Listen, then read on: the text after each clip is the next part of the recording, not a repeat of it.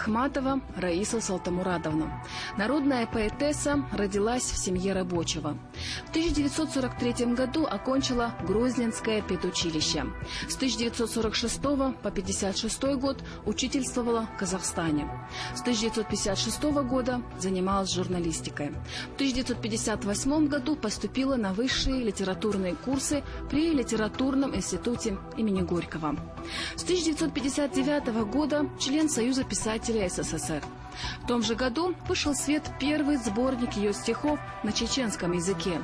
Раиса Салтамурадовна многие годы возглавляла правление Союза писателей ЧССР, была председателем Верховного Совета ЧССР, членом Советского комитета защиты мира. О ней, которая говорила с эпохой, народом и обществом всегда от имени горянок, о ней, поэте и человеке написано очень много. Но все же напомнить еще раз, считаем, будет не лишней, потому что многие, особенно молодые, стали забывать и ее имя, и ее место в нашей литературе. Вобрав в себя богатство и своеобразие горской народной поэзии, ее поэзия стала свидетельством интеллектуального роста чеченского народа, его таланта и поистине неисчерпаемых возможностей. Нелегким был путь Раисы Ахматовой к вершинам всенародного и всемирного признания.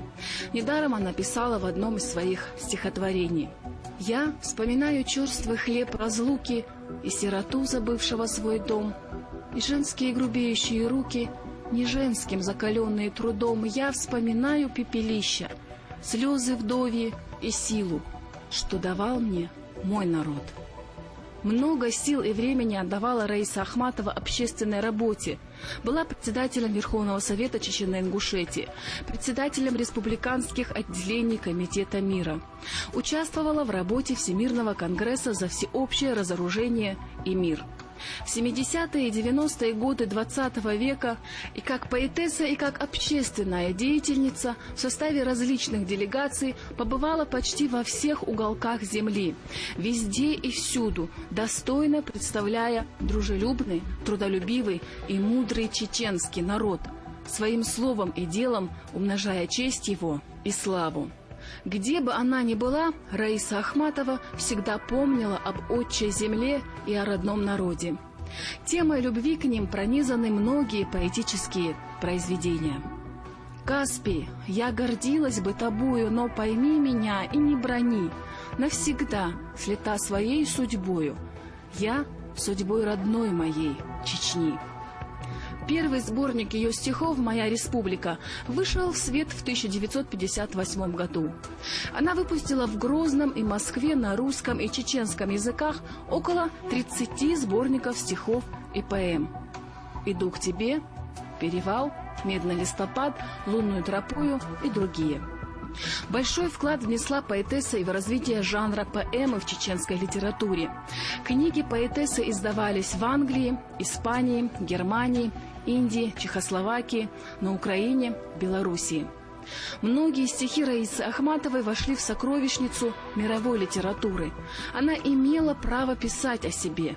Стихотворение «Атлант». «Я изучила таинство таланта, постигла мысль я, и добро, и зло. Я за века переросла Атланта, и все вокруг его переросло.